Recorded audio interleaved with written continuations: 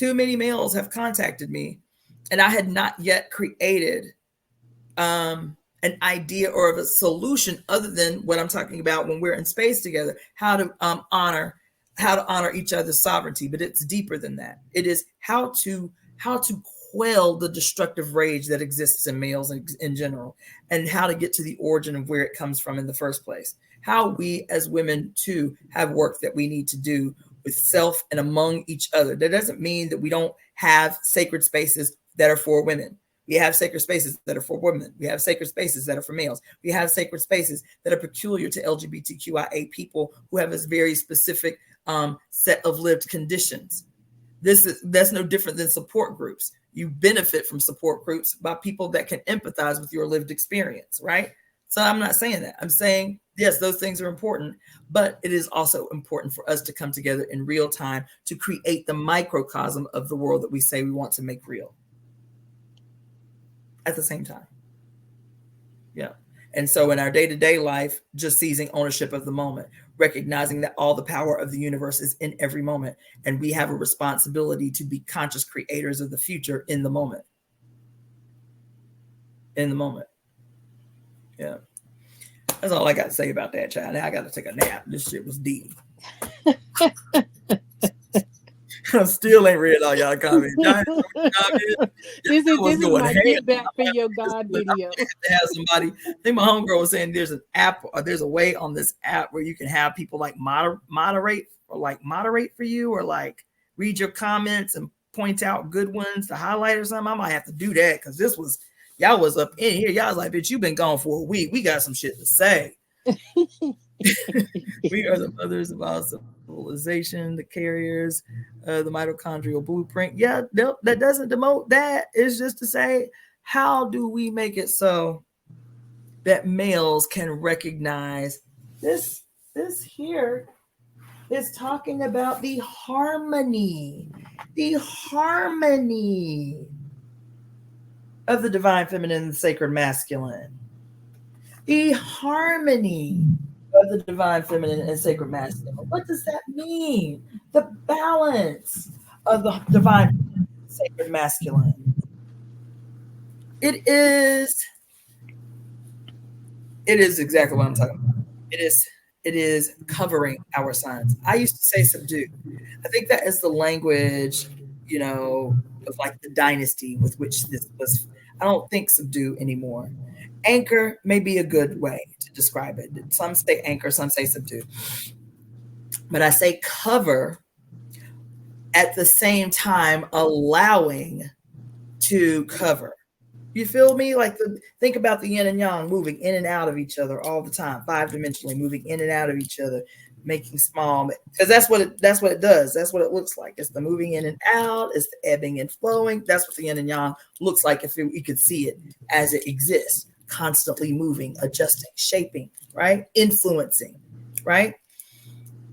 That's the only thing. I mean, that's all she said. She was like, look, they have to experience the love of the mother from the other direction. They experience it as infants. Can they experience it as adults to feel the difference in their bodies of what it means to mother, the empathy, the love, the bigness of that love as the administrator?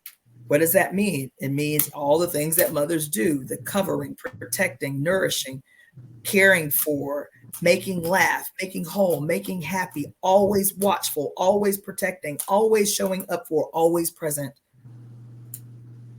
even while giving space to move about and to be covered, to be protected, to be nurtured, to be supported, and not to do that in some top-down patriarchal father figure type way, to do it as the fully embodied, supporting, loving mother way.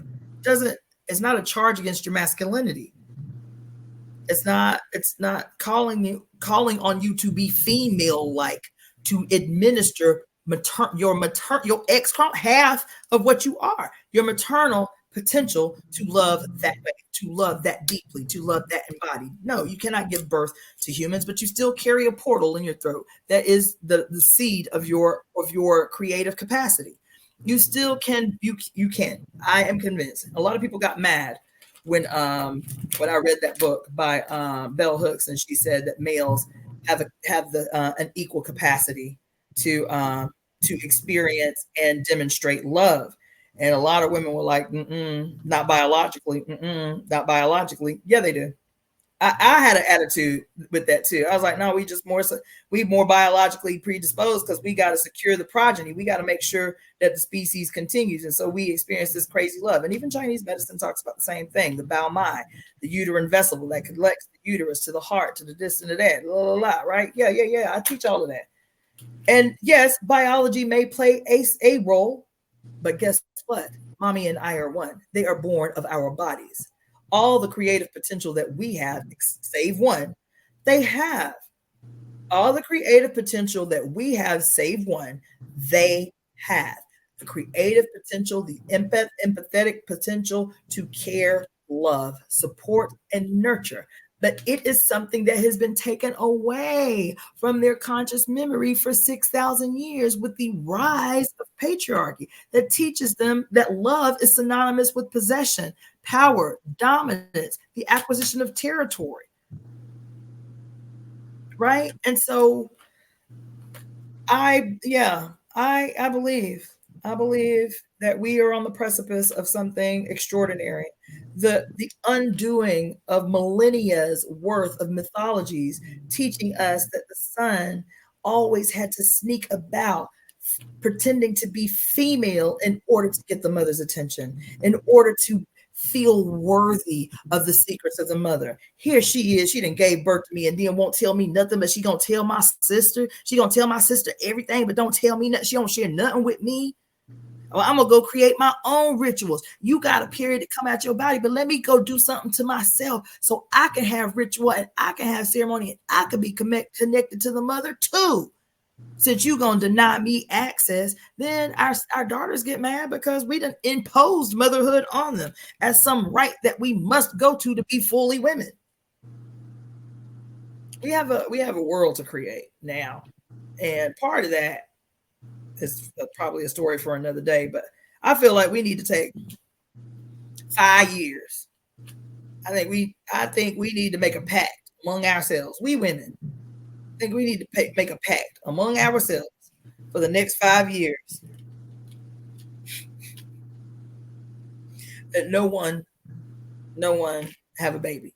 No one gives birth. That's my position. I think that we need to take a whole pause, a whole break. Yeah, I do. I think we all need to make an oath to cease having babies until a world is created where our babies are not commodities. I think we need to shut the motherfucking factory down.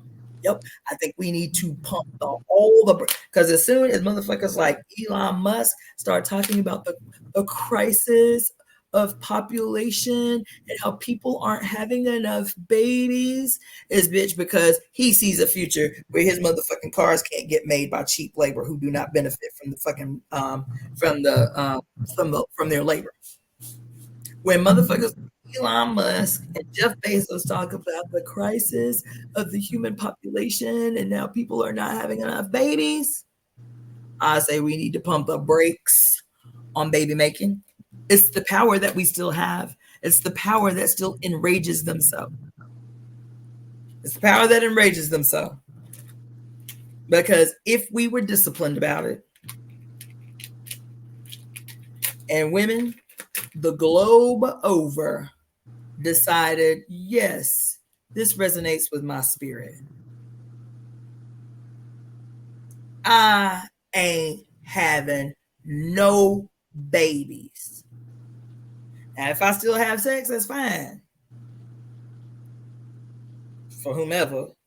But I will be the condom queen. I will put it in the spun. I will do whatever it takes, but I ain't having no babies. Even if I want nothing more than to have a baby, I ain't having no babies. I am not creating a human to be born into a fucking machine where human beings with desires and dreams and a destiny have been turned into a serial number and a fucking commodity on the assembly line. I say we need 5 years of just a percentage of the population, 10% of the global population say, I ain't having no more motherfucking babies. Until y'all motherfuckers get it in y'all mind that we have to create a world where human beings have the right to thrive as soon as they are born, ain't nobody having no babies. I have to go back and rewatch that movie, The Children of Men. I'm gonna rewatch that today. That was a great movie. Man, that shit was off the chain, baby. That shit was off the chain in so many ways. It's worth a movie review. I need to rewatch it because it's been some years. But even my memory of it, how these megalomaniacs will literally watch the world turn to rubble and still live in high rises, completely divorced from the suffering of the world below. They will live in, arm protected penthouses with art and classical music playing as if the world is well. Wow, there is literally chaos unfolding in the streets below. They will literally let it get to that. That was really poignant for me. So much about it, but interesting how they never say what caused the global phenomenon of women no longer being able to conceive. That's what I say. I say we need to take we need women. That's what we still have control over. Whether you recognize or not, we still have control over that. Legislation or not, we still have control over that. We still have control over that. When I was a child, essentially, I was 22. I was poor. I was struggling and I didn't have nobody. And I got pregnant. And in my desperation, I went to Google and was like, alternatives for abortion. I think that's what I Googled, alternatives for abortion. And I was thinking it was going to bring up like adoption agencies or something like that, right? That was what I was looking for. It's like, okay, well, if I have to have a baby, I'll just give it up for adoption. And the first thing that came up were a list of all the abortifacients and how, what are the potential risk factors for these abortifacient. Do you know what abortifacient is? I've never heard that term. An abortifacient is any herb that causes spontaneous what they call a spontaneous miscarriage. Gotcha. So any herb, any plant that causes a miscarriage, causes abortion. It's called an abortifacient. And it gave a list of all the abortifacients from mild to strong, and what the potential side effects are of those herbs. I didn't have a clue. I was 22 years old. I didn't know anything about any of that. I was looking for adoption agencies, and that was the first thing that came up. And I went home at 22 years old. I went to the local health food store and bought several of the herbs and made a very strong tea out of those herbs. I didn't know what the fuck was going to happen. I was a baby. I was 22 in Birmingham, Alabama, by myself. And I was far along. I was far enough along for it to be dangerous. I was over 3 months pregnant. And I drank that tea, not knowing what to expect. And a few hours later, I started having severe cramps.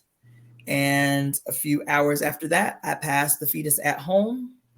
And after that, I went to the hospital because I wouldn't stop bleeding. And they did a D&C at the hospital.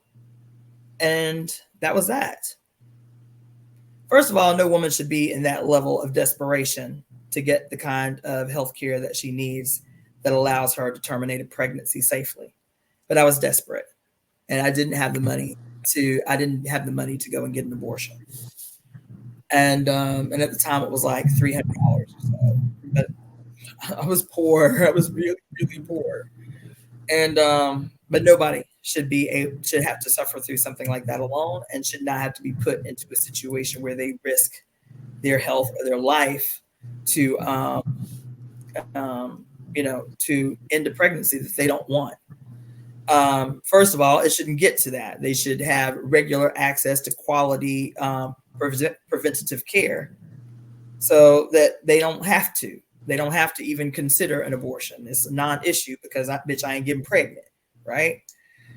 But I was always fearful of birth control because birth control is very toxic. I've never taken birth control. I took birth control pills for 1 week in my whole adult life. I took birth control pills for 1 week. And I was like, at 19 years old, I was like, 20. I was 20 years old. I was like, this is wrong. Something's wrong. I've always trusted that little thing that nags on me. And I took them birth control pills for 1 week. I'll never forget it. Right after I had my daughter, because what do they call it? Planned Parenthood be treating you like shit. Your little black ass gonna be having too many babies. You really need to be taking birth control. This is the counseling that I got after I had my daughter. You need to be taking birth control or something. It's like, I don't want to take birth control. Well, what are you gonna do to prevent getting pregnant again and again? This was my counseling, and they really make you feel like shit. And I was like, well, I guess I'll take the pills then. So I took the birth control pills, and I took them for a week. And something in me was just like, no, ma'am, don't do this. And that was the only time in my whole adult life I took any kind of internal contraception, ever. I became the condom queen. Couldn't nobody come over to my house talking about they left the condom at home or no shit. That's all right. Pick your flavor. I got a whole drawer full, right? Got a variety pack. Huh? Got a variety pack. Baby. What you need is what I got. You feel me? No, but that was that. After I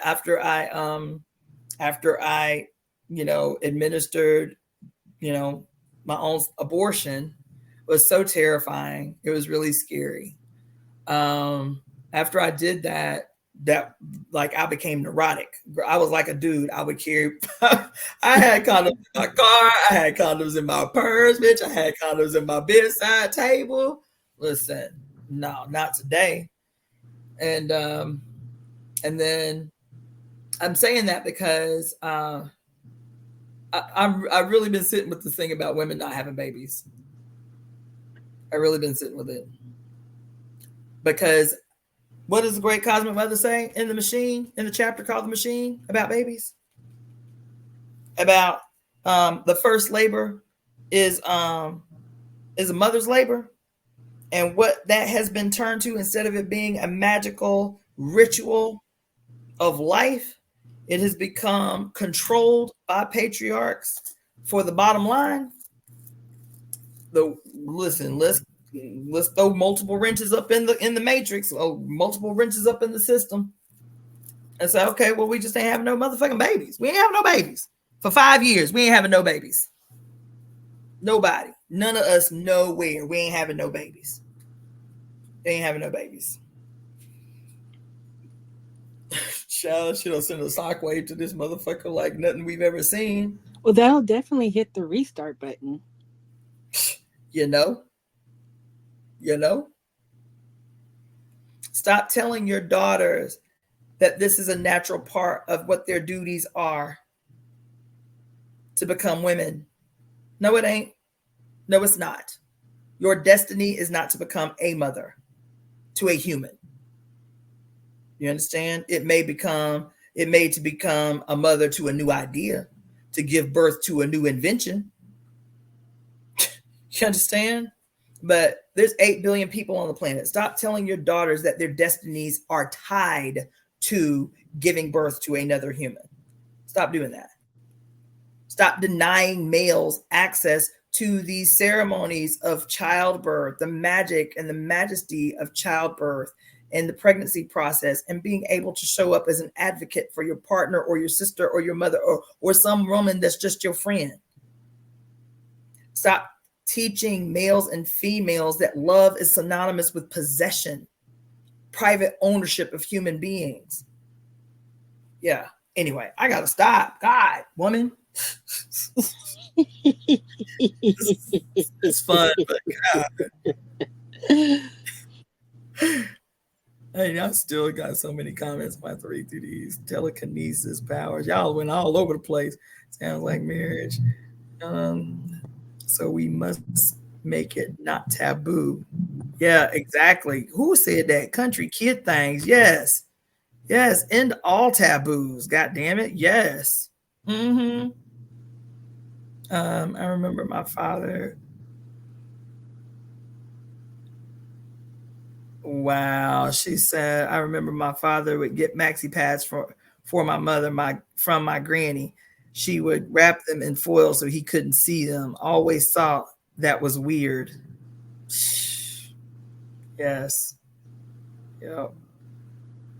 Yep. What it was it Zeus that imagined having a child of his own creation? Yes, and gave birth to Athena out of his head. Yes, that was Zeus. He gave birth to Athena out of his head because, again, being born from your filthy ass mama is not sacred enough. You have to be reborn in the male mother, aka Jesus. Right? But wasn't our secret sacred spaces created in part because biologically, naturally, men are not set up to understand them unless they're reborn as daughter, mother to fully understand their mother? No, they don't have to be reborn. They're born. They're born. I think that the secret sacred spaces all I can do. I might need to take a fistful of mushrooms and go a little deeper on this question. But all I can venture is that there is a less than-ness, there is a secondariness that they experience, whether that was the intention of the mothers or not, that there is a secondariness, a less than-ness that these males experienced collectively. So when they came into the knowledge of how babies are actually made, when they became the husbands, the divine husbands over the domestication of animals, and they started to take the sperm of one bovine or one goat or whatever to create the goats of their preference, right? They started to see the role that they actually played in the birthing process, and that emboldened them. That broadened their ideas, because all this time they'd been told that their only role in the birth-giving process or the life-giving process was to open up the womb for spirit to embody the mother, to inhabit the mother, right? And that can change your perspective, especially if you feel less than, secondary, not as useful, or whatever, right? So I don't think, again, this was LYM Chic was saying, because biologically, naturally, men are not set up to understand them unless they are reborn as daughters. I believe they exist in this life as male for a reason, and we have something to teach them. And the only way to teach is for them to be allowed to experience firsthand. Yes, they cannot give birth, but they can experience the love that comes from that. They can experience it. Trust is the factor. That's what I'm feeling, because I want males to show up for the mother. I've been saying that from day one, so there ain't nothing I'm telling y'all new, but not on some twisted gold digger, I want to be a kept housewife type weird shit, because I'm opposed to that, right? What I want is that same feeling of trust that comes from someone who recognizes that I need to be cared for in order to become my best self, like a mother does for her child. It is not some weird kind of top down, force in either way relationship. Just like I mentioned with Einstein, his wife became his mother. That is not the way that relationship should have played out. That's how it's always been played out with men of genius, where we as women say, oh my God, this man is a genius. He's going to do so much. He's so amazing. He's so radical. That's always been my weakness, is I've always been attracted to men who are geniuses. I love a brain. I love brilliance. I love it. It is my weakness. Because typically, because everything in the world is made malignant, because it exists in the world the way that it is, genius accompanies narcissism, typically, in males. So that's always been my experience. I've always been attracted to brilliant men, and every brilliant man that I've been in a relationship with has been a malignant narcissist. So I get caught up on their potential. Oh my God, his brilliance, where I can be his lover and his student, and teach him things that he doesn't know. We can change the fucking world, blah, blah, blah, blah. And it always ends up being something that's just really gross and exploitative, just like Einstein and his wife. She sacrificed all her genius to support his by becoming his mother. Where if he had done what he needed to do to support, nourish, pour into, surround, cover, while her genius was grown like a baby, while her genius was grown and developed. Who's to say where we would be right now? We wouldn't be reading stories about how Einstein probably didn't write all these theories and come up with all these theories. He probably jacked half of them from his wife, who was being exploited, reduced from physics genius, top of her class, to his housewife slash his what do you call it? His surrogate mother. You understand? And isn't that been all the relationships? That's what I was saying. We have been mothering our partners too long and can't figure out why we're exhausted. We don't need to mother them. They need to experience the love of the mother as giver, as supporter. When I say I want males to understand the necessity of them covering, surrounding, supporting fully, yes, fully. Some woman did it for you for a long time, for 18 years, covering, surrounding, supporting, pouring into the potential of who you are and can be in the world. You need to do that for women now. That's what I mean when I say they need to be able to experience the love of the mother as the giver, not the recipient. That's what I mean. That's what I mean. What this dude who owned this property did was the very tiny beginnings of that. He didn't question. He said, what you want to do, whatever it is, I trust you. You got the full reins of the land to do that. And however I can support that, I will. And didn't ask a question, didn't challenge a thing, volunteered, offered. That's just the beginnings of what I'm talking about. Support what you see as the seed of a future. Once women are unleashed, cover it, protect it, support it, pour into it, and know that only good can come to you. You can only be fed by what happens when you cover, surround, support, pour into, nourish, feed women. I ain't talking about, it's not, listen, hear what I'm saying? I'm talking about within the context of this shit that we're trying to build. Not talking, well,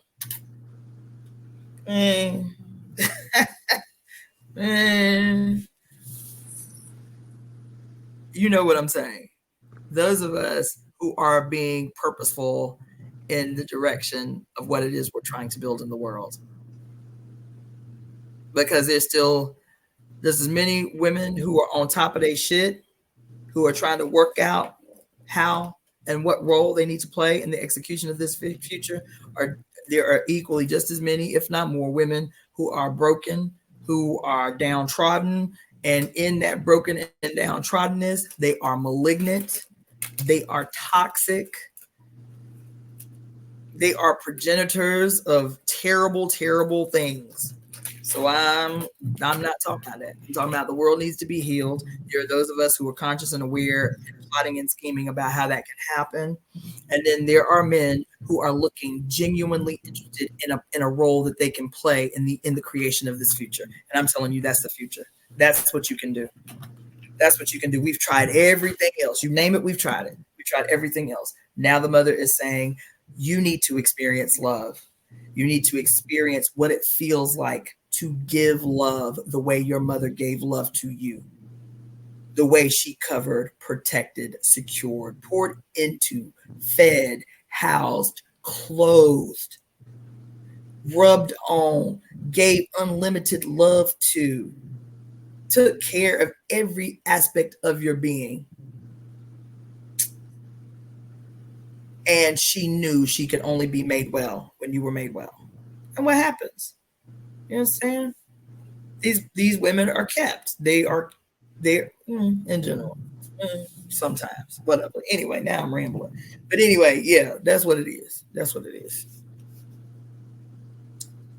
Yes, that is what it is. Yeah. Okay. I think I've gotten through everybody's comments. Nope, not even close. I'm gonna have to read these later. Let's see. This is the longest I've done a live. Now this ain't the longest we've been on like a Zoom. Like I think we hit our what you call it? The book club. What you say? The book club. Yeah, I think the longest we did was like 6 hours or some shit. That shit was crazy. It was good, but it was crazy. Spiral is the seed. Spiral is us being born in the womb. Yes, it is. Yes, it is. Yes, it is. I hope you can see it in your mind's eye. Cover the mother. Cover the mother. Yes, cover the mother, baby. Yes. Let her relax so she can do what she do.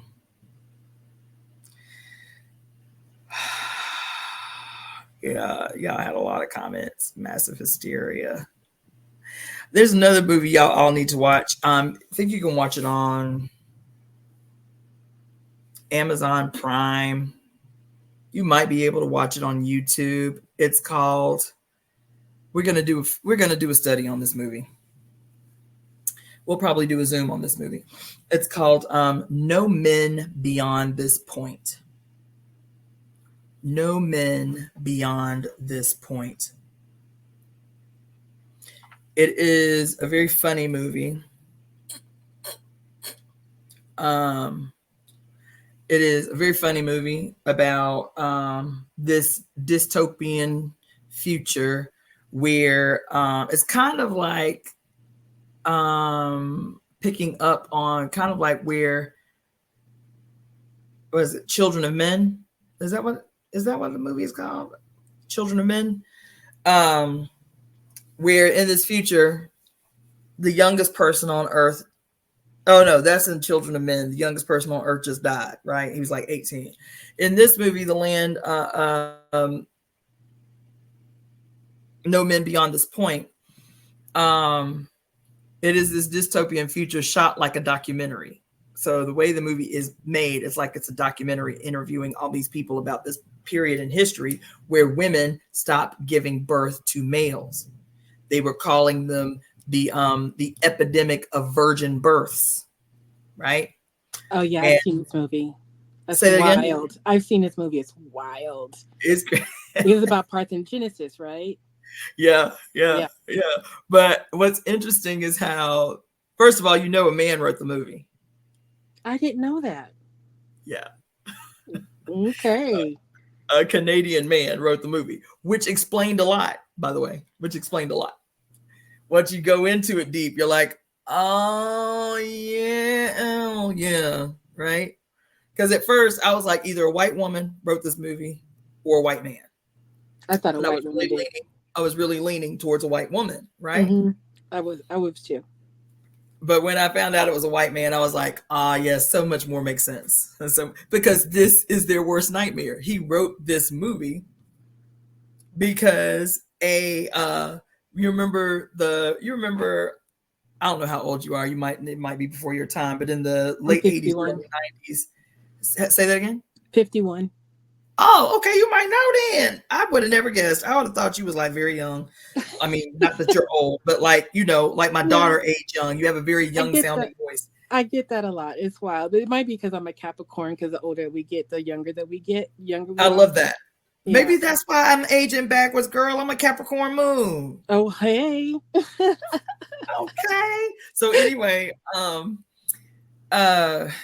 was I saying? Oh, so in the late 80s, early 90s, there was all this crossover in the music. There were hip hop artists doing tracks with like heavy metal groups and punk rock groups and all this kind of overlapping in the culture, right? Well, Chuck D from Public Enemy did like a cameo on a Sonic Youth song. The name of the song was Wild Thing. I think, was it Wild Thing? Shoot, what was the name of that song? Anyway, in the song, he has like a little rap cameo, And the whole thing was about fear of a female planet. Fear of a female planet. Fear of a female planet, right? It was supposed to be like this really edgy, feminist anthem featuring Chuck D, right? Mm-hmm. When I watched this movie, No Men Beyond This Point, this was years ago that I watched it when it came out. I showed it to my daughters, showed it to my stepson. I was like, yeah, it makes sense that it's written by a white guy, because this is the fear of the reemergence of the matriarchy. But the problem was it was still from a very Eurocentric perspective of what this world would look like. What were some of the things? Behaving the way males do, respond like, the scene where they decided that the only way that they could be safe while the few men were left to die out, child, was to put the men on reservations around the planet. I said, oh my God. The radical guy from Australia who was like leading the movement, right? Remember him? And yeah, this one is really worth a rewatch. Yeah, I'm gonna have to rewatch it. I am, because I remember the do like a viewing party or something online. Yeah, we need to do a viewing party. It was hilarious and ridiculous in so many ways, but it so is the expression of the fears and the irrational beliefs that males have about what it means for women to become empowered. Not even to dominate, for women to become empowered. They automatically make it synonymous with some regression on their part, or some great loss on their part. And it was demonstrated all throughout that movie. The other thing was the movie was very racist. It was extremely racist. Yeah. And I thought that was interesting that in this happens a lot, though, not just in this movie, in every dystopian movie about the possible terrible future. Mm-hmm. Like, there's never a Black couple that survives together that, maintains the possibility of Black people going on in the future. Yeah. Name a dystopian movie and they all have like an interracial couple, or the androgynous, asexual Black woman in the sea of people that are couples in relationships, but she's by herself, right? Or it's just interesting how this plays out over and over in dystopian movies, how dystopian movies mean the end of the Black race. And it's subtle the way they do that, but it's in there. This movie was not separate from that. This dystopian, movie about women taking over the world and shit, and then tossing men on reservations throughout the world. It was interesting. There were only 3 women of color in the whole movie. You didn't see a single man of color, by the way. I didn't. You're right. There were no men of color. There were only 3 women of color. There was an Indian woman who was the intellectual, explaining this process that occurred over this long period of time where women began slowly to become parthenogenic again. She was the one that they interviewed the most, right? Because she was the scientist, she was the intellectual. There was the androgynous, they made her deliberately, purposefully androgynous woman, who was the lesbian, who was an activist against the government, because the government, where the other woman of color was, and the activist, the lesbian androgynous activist, was racially ambiguous. So you couldn't tell if she was like Black, or if she was mixed race, or if she was mixed race, what she was mixed with. They deliberately made her racially ambiguous. Mm-hmm. And then the other woman of color, who was an obvious Black woman, was on the government. She was on the side of the government that was opposed to all sexual activity. Now that males are no longer needed to procreate, then it means there's no need for sex. And so the government had this whole campaign telling young girls, when you get that funny feeling, ignore the feeling, ignore the feeling, right? So the three women of color in this whole movie, one was the intellectual, where sexuality was not a part of her intellectual understanding of how this came to be. What was the trigger to parthenogenesis in the first place? Was it a breakdown in human sexuality and sexual relationships, at least those sexual relationships that are responsible for procreation? There was no sexual analysis on her part. She was purely there for the intellectual understanding of what happened as a consequence of parthenogenesis, right? Right.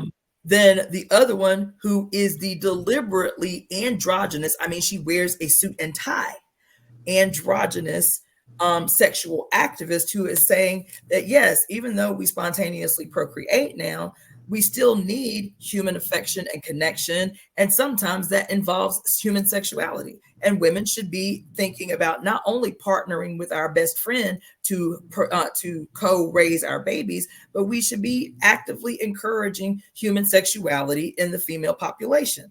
But they deliberately made her masculinely presenting androgynous. Yeah. Right. Mm-hmm. That wasn't subtle, and that was very deliberate. She's the only one talking about human sexuality as a necessity, despite however human relationships or human dynamics change, right? And then the other was the opposite extreme, was this Black woman who was very rigid, almost like pious, right? In the government that's making the laws, telling young girls to ignore the feeling and avoid sex. These are the only women of color. While all white women are living dynamic lives, navigating how to co-parent girl children, because you know, as a parthenogenic procreator, you can only produce clones, right? So girl children and revisioning the rituals around, you know, your first menstruation and the expectation that soon after you would get pregnant, and seeing all these girls in high school and middle school who are walking around pregnant, and it's no longer a stigma, it's a rites of passage. Very interesting, this movie. Yeah, we should revisit that one and break it down. Because it was funny. That was the takeaway, was it was written to be, you know, a comedic, a dark comedy. Of this possible future, especially from the male perspective, right? Mm-hmm. And like, even the little girl was so rude to the old men. She was like laughing like dinosaurs. You guys aren't supposed to be in more than groups of twos, right? Right. It was really interesting. It's the same way white people think about people of color, that if we have power, we're gonna do to them what they've done to us. Right. Yeah. So that narrative is in there too. If women have power, they're gonna do to us what we did to them. Right. Type of thing. Anyway. Yeah. It was very fascinating. There are a lot of those little movies though. Lithia, that you have to watch on Amazon Prime. Lithia was old school though. It came out in the 90s. And it was more about, like, I don't even think this is going to save, child. This is so long. I only have so much time left on my stream. I got so much shit I got to break down. Anybody want to help me edit some videos? I'll send them to you. Anyway, yeah, Lithia is another one you should watch. It's Lithia, Lithia, on Amazon Prime. But it was a part of a series. It was called Outer Limits. It was an Outer Limits series called Lithia. Yeah, I'm gonna close this down. I know y'all can stay with me as long as I'm talking. I appreciate that. It's flattering. It is. But now I have to go make some money and bask in the sun. Go make some offerings to the water. Heavy. Yeah. This was good. I'm glad you joined me on the call, sis. Well, girl, thank you for having me come up here. You know, when I watched your video yesterday, and then you sent me the email about today's stream, I was like, oh yeah, I'm gonna be on there, and then I couldn't sleep all night long. I'm gonna be on there. I'm gonna talk today. Today's the Okay. day I'm gonna get to Yeah, talk. y'all are killing me, girl. I'm still reading comments. And she says LYM Chic says I guess I'm still confused because it sounded like we need to release control and yield to the son to discover how to become how he can become the mother at our expense. That is not even like anywhere close to what I'm saying. No. I am saying multiple things can be true at the same time. There are few among us males who can receive and understand the essence of this message and show up accordingly. Me talking about how this man showed up for us in the desert is a very small version of what I am talking about, not at our expense, to our benefit.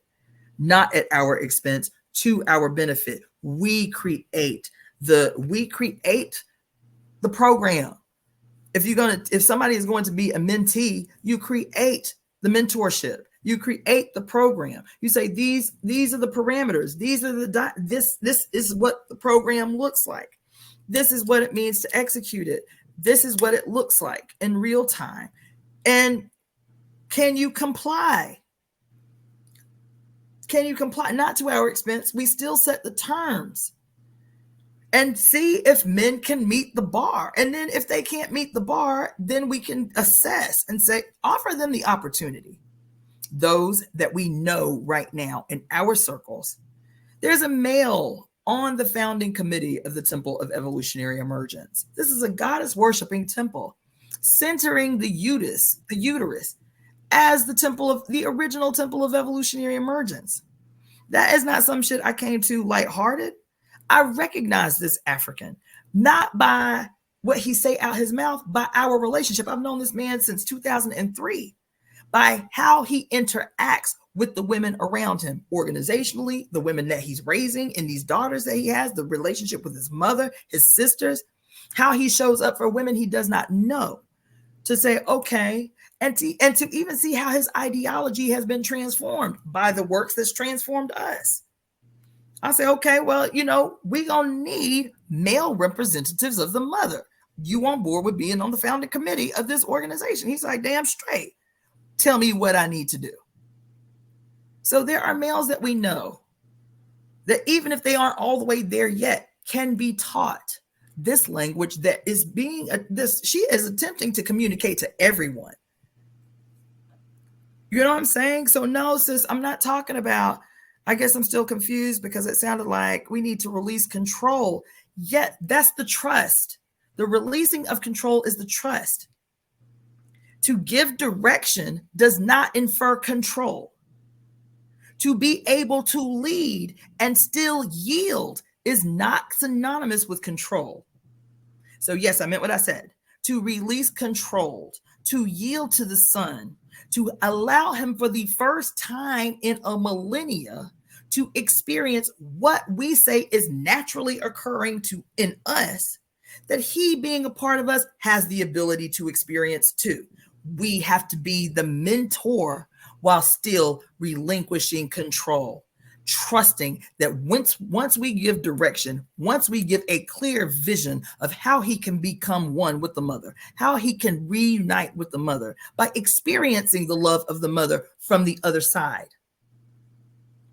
And then trust, just like the mentor does with the mentee. I done taught you everything you need to know. Now it's time for you to execute in the real world that which I have taught you. And I let go to watch you do that. Did you do how you were trained to do, how you were taught to do? Did you execute with this information that you have? Now being asked to implement it in the real world. How did you do? Did you comply? Did you follow the directions? Did you follow your teachings? Did it change you in the process? That's all we can do. I'm not saying make ourselves vulnerable. I'm not saying that. I'm not. I'm saying release control and we have to teach, but teaching is not enough. It is, what am I always saying? It is the deliberate application of that which we learn in the real world. Discernible action is what transforms knowledge to wisdom. We have to allow them to do that. And they may fail sometimes, or they may not get a good grade on the test. But we have to, the teacher has to say, okay, now I'm letting go of the reins. I done taught you everything I know. I done demonstrated, I done showed you, I done let you in these spaces. You understand? Now it is time to act out that which you have learned. I'm not saying at our expense. I'm not saying that. That's why I see it. I still tell women in real time, every single woman should learn self-defense and how to use a gun. My daughter was 8 when I enrolled her in the gun club and mixed martial arts. I'm deadly serious. Everybody that has babies should be enrolling their babies. I'm already having that conversation with my daughter, and her kids are 4 and 6. And I've been having that conversation with her for 2 years. They need to be in some type of baby self-defense classes. Yes, they're not going to overcome an aggressor, but they can free up time, enough time for them to scream, enough time for them to, I'm deadly serious about that. I recognize the world we live in. I told you, I'm not into flowery frou-frou shit. We create the future while still doing the things that we have to do to survive in this world that exists right now, visualizing the future in every moment. So yes, get pieced up. I have a machete that I keep sharpened. I'm not joking. I have a machete that I keep sharpened and keep close by. You can't get licensed. Well, you can get licensed to carry, but it's a whole rigmarole in California, right? I have taken many self-defense classes, survivalism classes. Yes. So do what you have to do, but all we can do is offer what we see as a solution. All they can do is take it or reject it. But we can't keep running around in circles. No, it's your fault. No, it's your fault. Women ain't shit. No, men ain't shit. No, women ain't shit. No, we ain't winning nothing like this, man. We are not solving a fucking problem. There ain't no amount of debates between men and women that are going to change this shit. None. Absolutely none. And I have watched them all. I can't. I don't do that shit no more. That shit is exhausting. Yeah, it's getting exhausting now, but I've spent it's demoralizing. It's gross.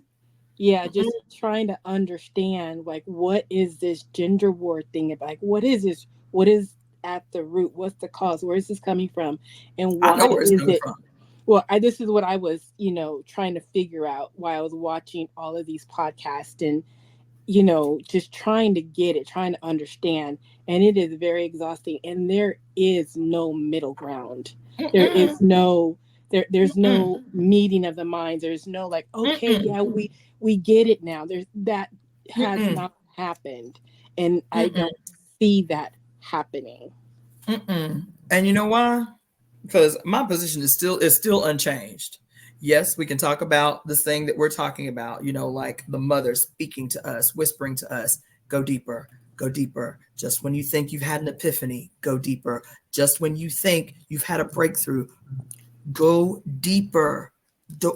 She has been telling me that for 8 years. Go deeper. Yes, that's a breakthrough. That's a monumental point that you needed to understand. Now go deeper, go deeper, go deeper. Just when you think you've had a breakthrough, bitch, there's more. Go deeper, right? So the noise that we're hearing that is articulating itself as these gender wars, especially among Black and brown people, but not exclusively, and the manosphere and all of this. Now you have me tell it 20 years from now, just like they did with the Black Power movement, they gonna open up these papers that were previously classified documents and show how this shit was police shit. This shit is the state. This shit is police shit. I'm telling you, 99.9% of all this bullshit you see, this so-called gender wars, is the desperate. It's the ops.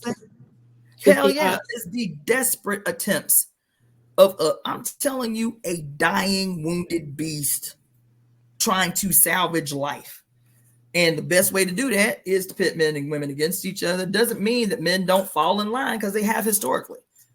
Anything that gives them some sense of power in a world that where they're powerless, black men, brown men, in a world where they're powerless, anything that gives them any feeling or sense of power, they latch onto that shit. So the manosphere makes sense. Patriarchy makes sense to them. Yeah. Because even though I ain't shit out in the world, in the white man's world, at least I can dominate my woman. At least I can dominate my wife. At least I can own my children. At least I can dominate my daughters. You feel me? Yeah. So it's what she said in the Great Cosmic Mother early on. It was the easiest thing for the Romans to do, is to come into these Nordic regions where men and women had equal footing, and they fought side by side in tribal conflicts and shit. And then all of a sudden the Romans come in and was like, who the fuck's let they women fight in wars? You motherfuckers is pansies. Y'all weak and shit. You feel me? And the men were like, damn, maybe they got a point. Like, maybe we is pansies and shit. Meanwhile, the Romans having sex with boys, but they gonna come into somebody else shit and talking about y'all pansies because y'all let y'all women fight side by side with y'all. And guess what? They appealed to that little noise inside of them. Maybe we is weak. You know what I'm saying? Well, maybe we is punks. Feel me? Because y'all women big as we is, and you like wield swords like we do and shit. You feel me? And it's been an age-old weapon that they have always been able to use, baby. Always. Now we need you to be men for the mother. God damn it. Now we need you to be warriors for the mother. Now you did this shit and it ain't won you shit. Y'all motherfuckers been fighting for the Roman Empire for goddamn 2,000 years and it ain't won you a motherfucking thing. Nothing. You ain't no better off than you was 2,000 years ago, child. Now, all that energy you got, all that angst you got that you got to get out, you feel me? Turn that shit on the system that dominates the whole planet so we can overturn this shit. You want to be gladiators, bitch? Be gladiators for the mother. You want to be warriors? You understand? You want to be skilled warriors? Do that shit on behalf of the mother. And then get the rewards for that. Because she's got rewards. And I ain't talking about women's bodies or no shit like that. I'm talking about rewards for these actions. She's rewarded me for compliance. Say this shit out your mouth you don't want to say, and everybody gonna give you shit for it. Everybody gonna grind your ass up for it. Because on the surface it's gonna seem contrary to everything you've ever said. But multiple things can be true at the same time. Men have debts to pay. Yes, they do. Men have reparations to pay. Yes, they do. White people got debts to pay. Yes, they do. Absolution is not in her lexicon. Ain't no absolution. What is it? Equal and opposite reaction for every action. So multiple things can be true at the same time. She said, but baby, even while you're saying, okay, this is what justice looks like, you talking about, oh my God, you talking about this lunar eclipse. Oh my God, you talking about this lunar eclipse tomorrow is in Libra. And here I got, y'all ain't seen the rest of my apartment. Okay, so I'm a Virgo. So, the Virgo is always pictured holding a sheath of wheat and the scales of justice in her hands, right? The scales of justice is a nod to her mother, who is Libra, the goddess of justice. Who is Libra? You see this big ass print on my wall of my eye? Y'all see that long? Y'all see that? Do you see it, sis?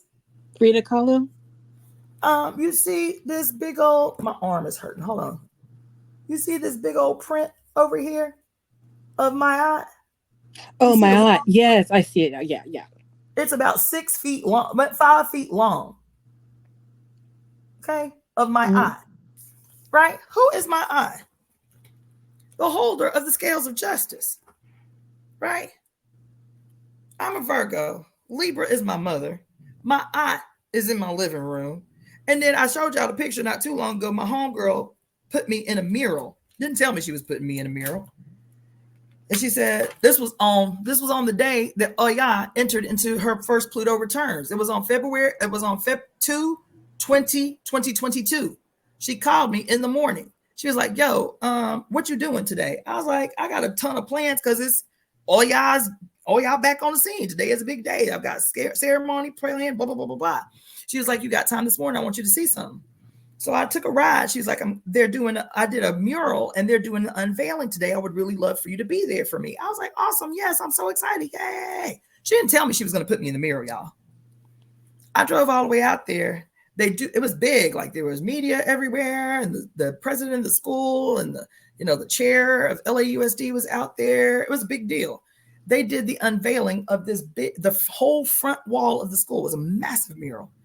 And girl, she has me. The name of the mural is a better world is possible. That's the name of the mural. And on the mural, she has an indigenous woman who is like the mother god, blowing out of her mouth the winds of change. The winds of change. Right? She's big, blowing out the winds of change. And below, there are hundreds of people of all complexions holding picket signs. But the picket signs all say a better world is possible. The future is near. Blah, blah. It's all like affirmative messages on these picket signs. And below the picket signs, not as big as the woman blowing the winds of change, but below is me as Lady Justice, Lady Liberty, holding the scales of justice.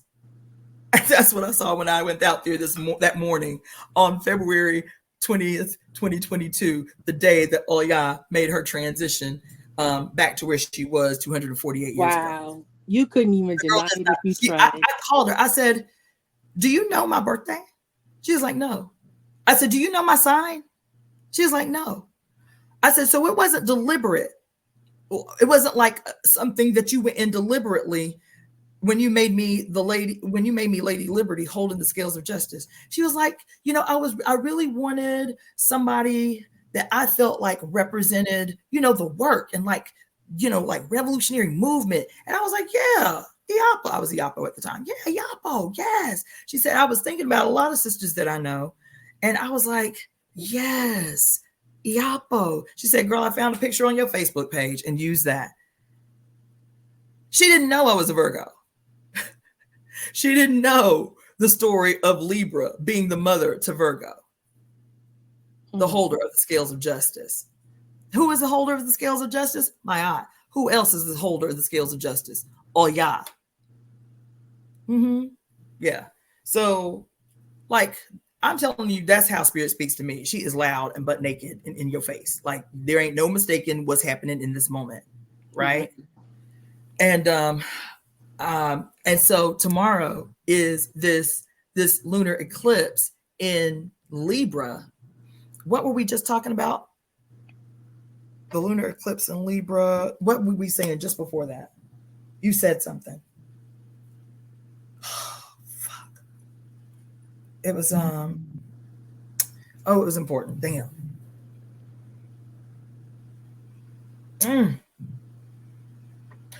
Oh. It was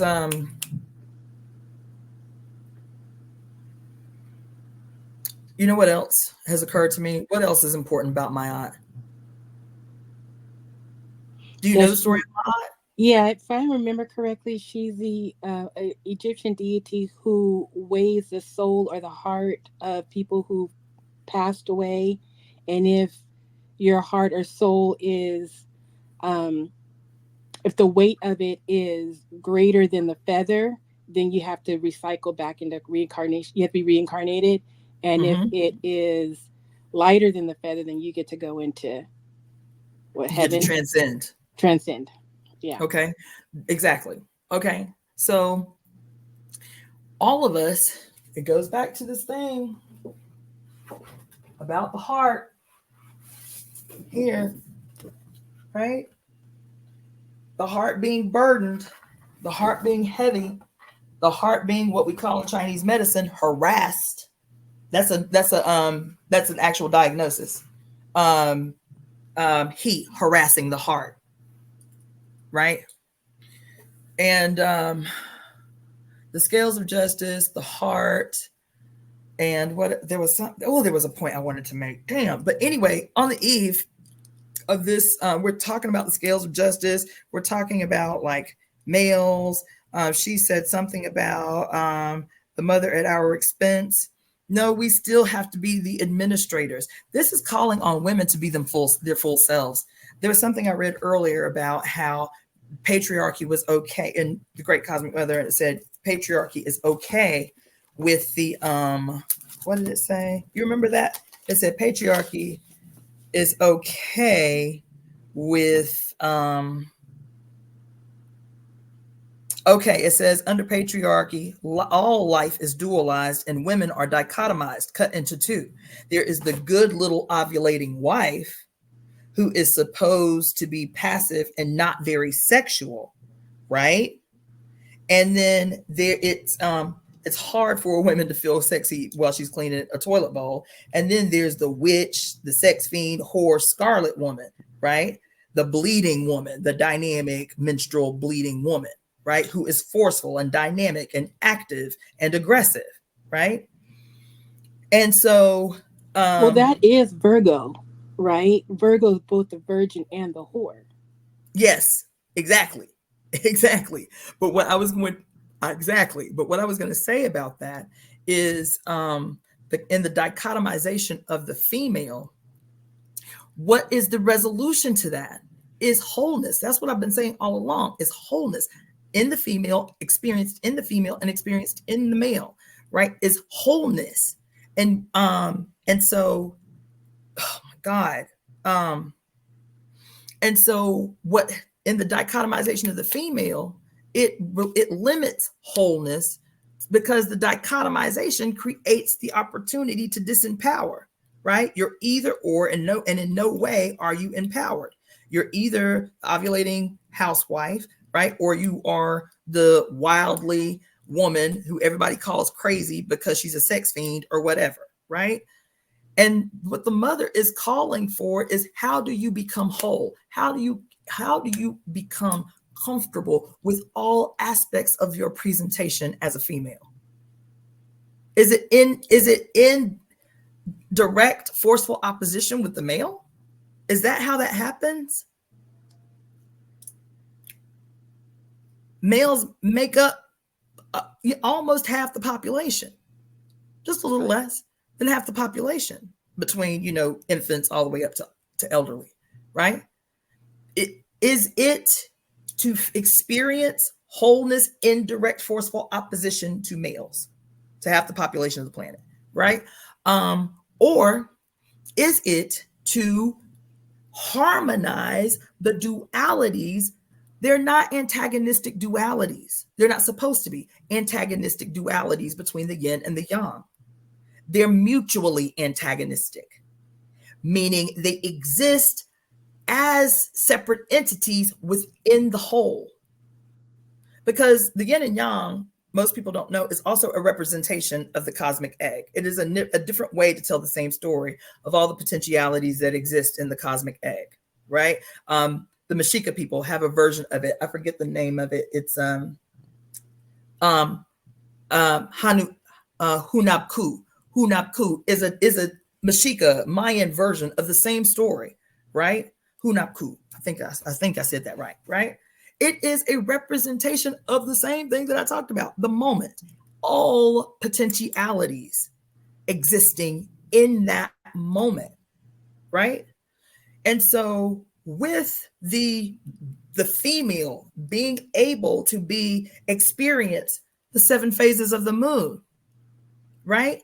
That's what the 7 phases are about, is how we are a direct replica of the phases of the moon. Our big, round, bright, white self, the ovulating self, and the dark moon representing the other pole of that, which is our dark, radical, mysterious self, which is the menstruating self, and all of her expressions in between. Every goddess on earth and in history is a representation of this relationship that we have with the moon, that we have with the earth cyclically, and how to win males back into cyclical resonance with the earth and all of her inhabitants. They've been severed. They are the outcast child, burning the shit, raising the shit to the ground. How to bring them back into cyclical harmony with the rest of the environment. We have a role to play in that. We have a teaching role to play in that, and we have a role to play in yielding them enough trust to win them back. I'm not saying make ourselves wide open and leave ourselves bare. That's not what the fuck I'm saying at all. I'm saying set the terms, state the standard, state the will, and see who will comply. And once a few comply, this is science, there'll be one that complies, and he'll be the oddball out, and everybody around him call him a simp or a punk or a sellout or whatever. And then there'll be 3 that will comply. Like, damn, that kind of makes sense. I have been feeling real lonely. Even in my marriage, I love my wife, but why I feel lonely? Why I feel desperate? Even though I'm married, even though I got kids, why I feel desperate? Because our marriage does not answer the question. Our interpersonal relationships within this madness does not answer our questions. There's still a lack. What did Morpheus call it? A splinter in our mind, constantly nagging away. Mm-hmm. It's a question unanswered. It is. Mm-hmm. Mm-hmm. That no matter what we do, no matter how much wealth we acquire, we're still on medications. No matter what we do, no matter how many vacations we go on, we still have this nagging feeling of incompletion. No matter how good our boo is to us, we are still seeking and searching something that we cannot articulate. Right? And so, yeah, for women, we have to say, that's why I say, remember I said a while back, it hasn't changed. Men's responsibility is to support, defend, pour into the spaces that women create. That hasn't changed. That hasn't changed. The way we see ourselves in that relationship is what's changed. Not as top-down directors of males, but as the yielders of trust in community with human beings that take a sacred oath to say, I want to make right my relationship with the mother, and this is how I must administer that. It is to learn the love of the mother. To learn the love of the mother is to experience being the giver of mother's love, not just the recipient. The giver of mother's love. How can I do that? By complying to my mother's will and covering her daughters, supporting her daughters, pouring into her daughters, corralling around her daughters while they receive the rest and support that they need to change the world completely. While we nurture them as the baby being born, reborn the dragon, reborn the primordial mother. We cover the space. We protect the space. We build the space. We pour into the space. We secure the space. This is what it means. We make sure they are fed. We make sure they are cared for. We make sure that they have everything that they need so that they can be reborn. Yeah, no, I ain't talking about nothing crazy. I ain't talking about nobody, none of us getting laid bare, taken advantage of, none of that. We still lead. We still lead from the center. This is our collective destiny as women. That's my personal position. Our collective destiny as women is to be the mother reborn. That does not require us to be mothers, to have given birth to human beings. It doesn't. But all the radical, wild, boundless potential of the portal that we carry in our bodies to give birth to the new age. That's what she told me in ceremony. That's what she told me the first time I did ayahuasca. She said, yes, I meant that literally. Y'all are going to give birth to the new age. Be ready. Yes, I meant literally. Yes, y'all are going to give birth to the new age. Be ready. Yep. To be the mother and the child at the same time.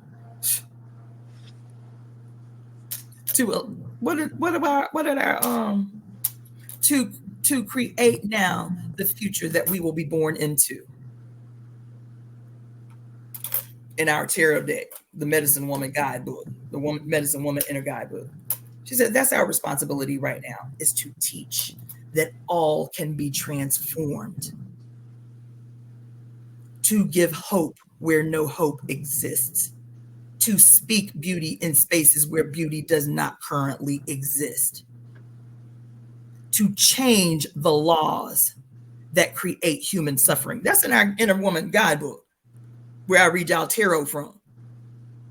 To change the laws that contribute to human suffering, to speak life into the young, knowing that they have the hope, they have the vision, they have the enthusiasm to create the world that you speak into them. That is us as the mothers becoming the children of the world that we will be reborn into. Do we create a world where we have recreated all the ills of the past, or do we purposefully, consciously, willfully, and deliberately execute something so radical that it will sweep through people's hearts and consciousness? I'm telling you instantly, because we're in an ear sign age that guarantees itself. So me talking about AI liberating us from human labor, I am certain that that is what these motherfuckers are fighting against. They see the writing on the wall, even if we don't. Because they need blood, they need tears, they need grief, they need our emotions. That they aren't just thriving off our labor in general, they are thriving off the power of our emotions. Yeah. Our energy. Yeah. Yes. And so that's why us deciding consciously not to have children, to channel that energy into creating, giving birth to the world, that is some scary shit for them. That's why making a call for 1 million women in the United States to make a commitment for 1 year to collect all their moon blood, and every month offer their moon blood back to some water source or some tree and see if we can actually heal the damage done to the actual physical planet with them stem cells that's run amok and unused up in our menstrual blood. Can we do that? Can we have women and men and others execute a ceremony like the one we just executed in this desert? And I invited everybody. The only people that heard the call were women, but I invited everybody. I was like, you know what? After that download, as a matter of fact, because I was like, yeah, it's just going to be a goddess retreat out in the desert. Blah, blah, blah. After I got that download, the next day, I spent 6 hours emailing, texting individual male human beings that I know, non-gender conforming LGBTQIA people that I know, to say, look, I know it's short notice and I know it's radical. I know that you guys only know me in one way or another, but this is what I want to execute. This is what I want to offer as an opportunity. You can choose how you participate. If you're participating strictly as an equinox ceremony, it's still a great ceremony to go through to plant your new intentions for the next year, blah, blah, blah, blah, blah. But if you want to eventually see yourself aligned with as a participant in the Temple of Evolutionary Emergence, this is what we're about. This is what we're trying to build. Then you can see this as what will be the initiation process that everyone goes through to become a certain level or type of member in the Temple of Evolutionary Emergence. That ceremony will only happen once a year, right? So you can choose all throughout the process. I kept saying, this is what I have created. But you being a sovereign being and me honoring your sovereignty in this space, you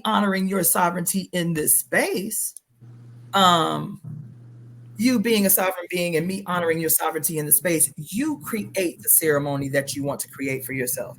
If at any juncture in any part of the ceremony you are not comfortable with, you bring it to my attention and I will walk you out of ceremony. You can set the terms. That's what it means to be sovereign. That's what it means to be sovereign. This is what I am executing. And if at any time you want to change it for yourself, what resonates with you is for you. What does not resonate with you, you do not have to put yourself through. And what religion you know telling you that? I ain't found one yet. You understand? Because sovereignty is the religion of the new age. God damn it. Individual sovereignty that honors individual destinies of every incarnate on earth. That's the religion of the new age. God damn it. There ain't gonna be no need for national sovereignty if every inhabitant on earth is guaranteed sovereignty by the collective. And that's something that we've never seen. And I think that's one of the main reason why I kept asking the question, what does it look like? Is because we've never seen it. And the idea of individual sovereignty, I'm down for that. Mm-hmm. You said it. What am I always saying about why we need artists? Why this movement has to be shaped and molded by artists of all kinds. Just what you said. We haven't seen it, so we cannot imagine it. In my mind, it's crystal goddamn clear. Crystal clear. How the houses look, how the neighborhoods look, how the communities look, how the world looks, how the animals feel, how their behavior changes is crystal clear for me. Because I know artists need to create it in mass so that I'm not the only one that can see it that clear. Everyone can see it. Because what am I always saying? People cannot create what they cannot imagine. They cannot create what they cannot see in their mind's eye. We have to give them the vision. And we have to create that together. It's not just my vision. We have to create that together. Everybody has something in their life, whether it's through their culture or their traditions or their upbringing or where they live in the world, that is peculiar to their experience that I would never be able to understand. They need to bring to this idea. We need to grow this idea based on the lived experiences of others to say, this is what I would like to see happen or contributed to this world. This is the things that are peculiar in my area that I want to see done away with, buried in the annals of history, never to reemerge. This is the world that I want to see for me and mine over here, and how it contributes to this vision that you're trying to grow, right? So still honoring human beings where they are with their lived experiences and how their lived experiences can inform what they don't want to recreate in the future.